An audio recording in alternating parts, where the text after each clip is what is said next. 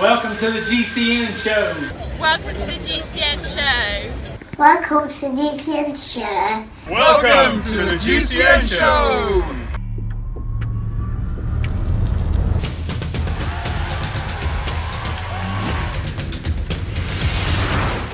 Welcome to the GCN Show live from the Cyclo-Cross World Championships in Zolder. Coming up, we talk about motorised doping, something I never thought would crop up here on GCN. Plus, we've got loads of great and legal tech news. We have. And of course, we've got all your usual favourites: tweet, comment and caption of the week. And you may have gathered that this is a pre-recorded GCN show, not live like all our usual ones. It's got the live vibe about it though. It certainly has. It does, A yeah. dynamic feel. Yeah, I like that one. Dynamic. Chaotic. It's the mood of the day.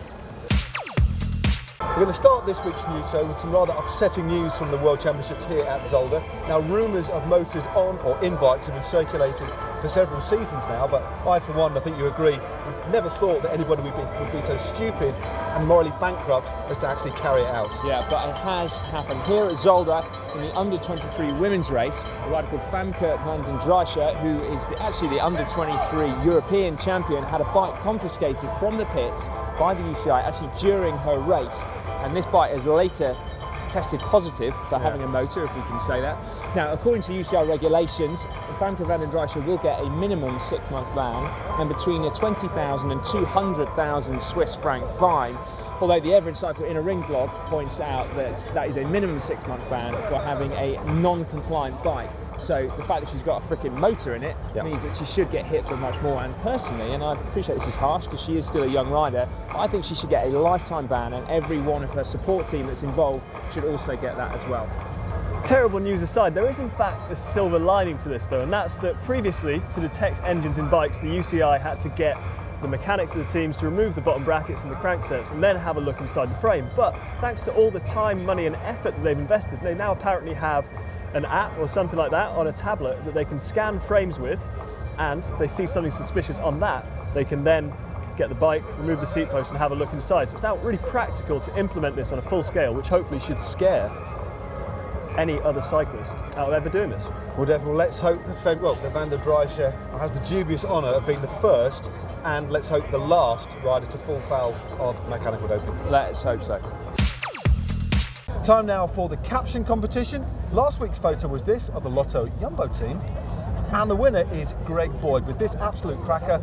Phew, I can hardly breathe in my new Aero helmet. That'll be caption of the week next week. This is live after all. Yeah, But congratulations, Greg. Get in touch and we will send you some GCN swag. Now, this week's photograph is Lasty on domestique duties at GCN. I think I've got a caption for this one. Go on, throw away. Tom Last carrying Daniel Lloyd's hair and makeup bag up the Koppenberg. Ooh, that's a good. I think you've won. Actually, don't enter. He's won it. Ah, yes! Set the bar that high. Yeah, if you do want to still have a go, do put your entry to the caption competition in the comment section down below, and you might win some GCN swag, and one of you will win because someone will beat that. Yeah. That was a good effort. That's the best of recent weeks. Now it's time now for hack/bodge of the week, and we're going to keep it brief because there's so much other stuff going on in the show this week. Interestingly, no one has actually sent in a motor, a hacked motor. I can't believe it. Anyway, there might be one next week from a Dutch Belgian lady. Anyway, Callum Buster has sent in an absolute corker. He has said he modified his bike so that he can use road handlebars, but he wasn't sure what to do with his shifters, so he's crafted this amazing hack where he's got his shifters on one handlebar and his brakes on his road handlebars. Mate, that is amazing. That is incredible. Yeah, fair play. Incredible. Now this one is an incredible cargo bike. It's from Toledo Tail, and shopping trolley plus 2 bikes. Yeah, mind blowing. Awesome Do you know what I'm stuff. going to say to that? What? Boom. Make sure you keep them coming. That's Lars Boom just there. So I did that. So we go there. Keep them coming. Signature great banter. You know it's Signature. we love your podges and hacks. Nice. In the elite women's race, Talita de Jong of the Netherlands surprised all the favourites and took victory on a course that had really deteriorated with wind, rain, really grim weather since we rode it on the Thursday. De Jong showed her strength coming into the final lap when she stretched and then split the 5-rider group that had entered it together. Kant, who had initially looked the strongest in the race, couldn't hold her pace and then was even overhauled by Magny, who took second, with Kant only just managing to grab onto third in the end. Yeah, it seems in the World Championships, Sally clearly can't. And one other thing, she certainly needs to cheer up a bit on the podium. I know. Third place is still pretty good. Pretty good. I'd take it. Yeah, yeah. Now, we probably should also give a shout out to the under-23 rider, Adam Tupulek, who celebrated an amazing victory 1 lap too soon, and it took him a long time to realise his mistake. A little bit too long, probably. Credit where credit's due, he caught back up to the leaders, even put in an attack of his own, but had to ultimately contest the final sprint where... Sprinting, the Belgians, they're sprinting on the hood, that's a fatal flaw, but the Belgians going round the Czech. Can the Czech take the title? What incredible scenes here in Zolder. The Belgian wins, punches the air with delight. My word. Second place to the previous winner on the last lap, Simon Richardson. I've never seen anything like it. Lusty, tell us, what exactly does that feel like? I think there are better feelings. Okay, thank you for that insight. The women's under-23 race saw the emergence of an incredible new raw talent in the form of Great Britain's 19-year-old Evie Richards, who destroyed the field, riding solo from midway through the first lap, never to be seen again. Finishing off a quite amazing World Championships was the men's elite race. The pivotal point being when pre-race favourite and defending champion Mathieu van der Poel came to grief on an adverse camber whilst leading the race with Wout van Aert, putting his foot through his rival's wheel. This spelled the end for Van der Poel, but was the catalyst for a stunning comeback by Van Aert, who pursued and caught lone leader Lars van der Haar in the final lap before outpowering him on the last few muddy corners to take an incredibly popular victory. Van der Haar held on to take silver with Kevin Powers in third. It was also an emotional farewell for cross legend Sven Nys, who at 39 took a very respectable fourth. Time for cycling shorts now. We're going to start with 2 bits of news from the United States. Firstly is that Nike are going to be sponsoring a new public bike hire scheme in Portland, Oregon to the tune of $10 million. Now that investment is going to enable 1,000 public bike hire bikes to hit the streets of that city. But this isn't going to be quite the same as normal bike hire schemes that we're used to. It's really cool actually. Each bike will have a built-in payment and tracking facility, meaning you can pick up the bike and park it anywhere you like. So it sort of dispenses with the need to have a big storage facility like we see with so many other cycle schemes. Yeah, one thing this has done though is it's really muddied the waters for me. I'd only just got my head around saying Nike. So is this Nike Bikey Town or Nike Bike Town? That is a good point actually, Tom. Well, yeah, I've got no idea. Mystifying. Yeah, now some less good news from over in America is sent in actually by Chris Johnson, who's a GCN viewer, and he's pointed out that in South Dakota, which is home to Mount Rushmore and, by all accounts, some really great riding as well, so some politicians are trying to force legislation through that will mean that cyclists have to stop, get off their bikes and lift them out of the road on 2-lane roads with no passing places when a vehicle comes upon them. That is ridiculous, but not perhaps as bad, or maybe worse than, a politician in Missouri trying to pass through legislation, get this, 15-foot high poles with a warning flag in it to ride on your bikes. I mean, I think what it highlights is the importance to get behind your local cycling lobby, whoever that may be. Yeah, definitely. And potentially patent an aerodynamic 15-foot high flag. Yeah. Because there's going to be a big market for that, potentially in Missouri. Definitely. Yeah, you should really look into that. Not the aerodynamic flags, but you know, your local cycling lobbying group could definitely use your help, and they're generally great causes to get behind. One thing that may interest you if you're a GoPro Hero 4 camera owner is that now you can live stream your rides on those cameras straight to Periscope. Matt, can you imagine the audience size you get? I'm all over it. And Matt, yeah, following Matt's ride live, is he going to crash? When will he crash? Can he clip in? Amazing, wasn't it? And then this upper line here, pretty classic.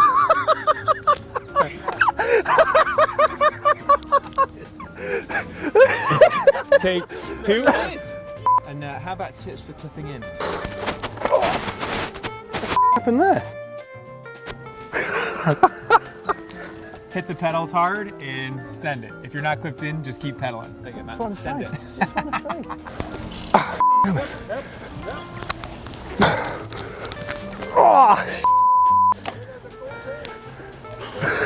Now, finally, in cycling shorts, is Bjarne Riis about to make a return to team ownership / team management? Because the rumours abound. He's arranged a press conference for the 25th of February, and could it be that Saxo Bank are going to be lining up to be the title sponsor? Certainly their CEO, who is Lars Sear Anderson, has hinted on Facebook that he is particularly excited to announce the Riis / Sear project. So it's kind of not so subtle hint, that, isn't it? Watch this space. Indeed.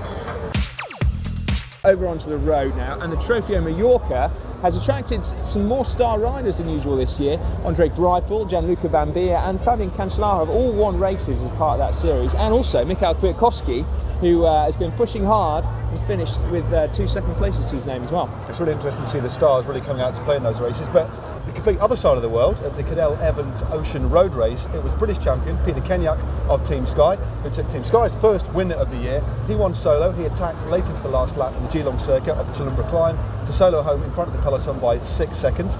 But an even more impressive solo performance the previous day in the women's race, where Amanda Spratt won solo by 47 seconds. Yeah, both great rides, weren't they? Cracking rides. Time now for Dom's tweet of the week. Quite a good one this week. It's from Tiffany Cromwell, who tweeted, "With these kind of numbers today, you'd think I'd have destroyed the field. Something not quite right here. And when you look at those stats, I would definitely agree." I mean, we best not mention electric bikes at all. No, don't mention electric bikes. No, not at all. On to the next one. 2,254 watt normalised power. She's got some good form at the minute. And 64,000 watt maximum power. She could power a small town. It's time for Tech of the Week, and there have been a bunch of really cool little tech nuggets this week. Do you remember the Rota Uno hydraulic group set that we showed you on the Bigler team bikes last week? Well, certainly do. That's been seen at the Trofeo Mallorca on the Dimension Data team bikes too. The question is, could we see Mark Cavendish racing those to sprint victory? Yeah, that is a good question actually.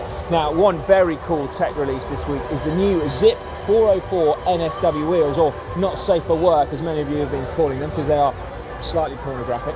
Now, I've been managing to commute using the Zipp 808. Filthy. I know. And this new 404 model brings it down to a 58mm depth. They've got the same new braking track. They've got the same super low drag free hub, which also makes the best noise in all of cycling.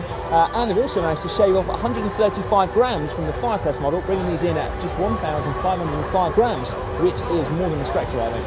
Now, we've been snooping around in the pits of the last couple of days here at the Zolder World Cyclo-Cross Championships. We're here amidst the Team USA, but the other day it was quite interesting. Couldn't help but notice the bike of our guest GCN presenter, Jeremy Powers, the US National Cyclo-Cross Champion. He had a non-standard Focus frame. Now, the giveaway for that was the flat disc brake mount. Just begs the question, what else is new on that rather amazing, stealthy looking frame? It does. I love the matte finish too, but Simon, very eagle-eyed, spotted that the hubs on the Zipp 202s that he's using look slightly different from normal too. So, another new product? This is, yeah. Now, finally, some very cool news back on the road side of things. And Team Roompot.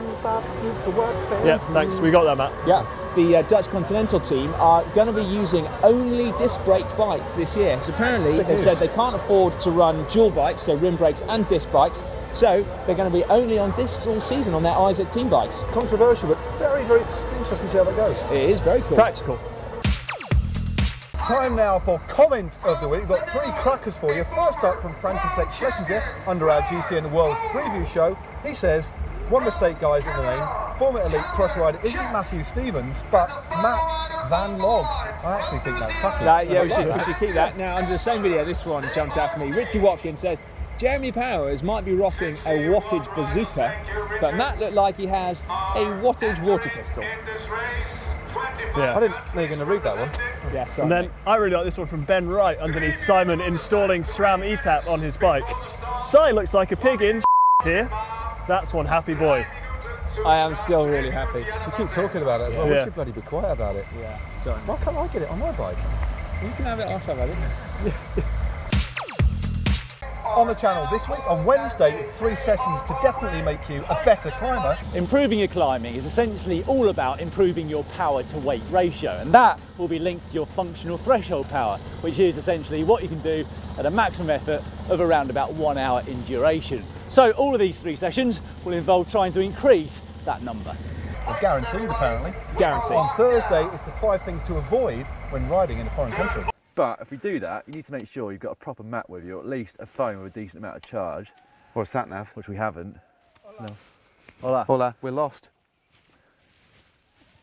On Friday, it's a tour of the stunning Canyon factory, and on Saturday, it's a look at Bora Argon 18's pro bikes. Yeah, Sunday is off the back as usual, and then on Monday, I show you how to fit clip-on aero bars so you can convert your road bike into a time trial bike if you so wish.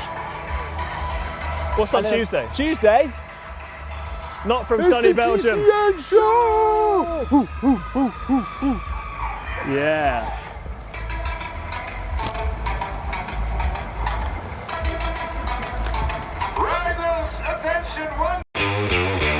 It's time for Extreme Corner. This week, it's a tribute to the truly amazing fans here at the World Championships in Belgium. Enjoy.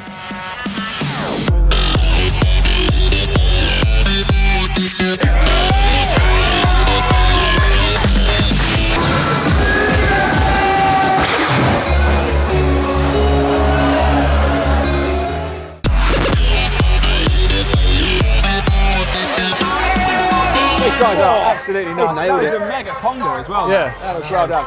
Now, if you want to see our World Championship preview show, obviously a little bit late given the Worlds have happened, but it is some great GCN action there. Click just up there. Or for something just a little bit different, how about clicking down there for our 5 killer training sessions?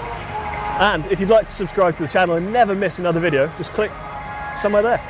Yeah, what he said. Finally, give the Cross Worlds a big old thumbs up. This has been a cool trip. Till next year. From Zolder, goodbye. Right, let's go and watch the racing.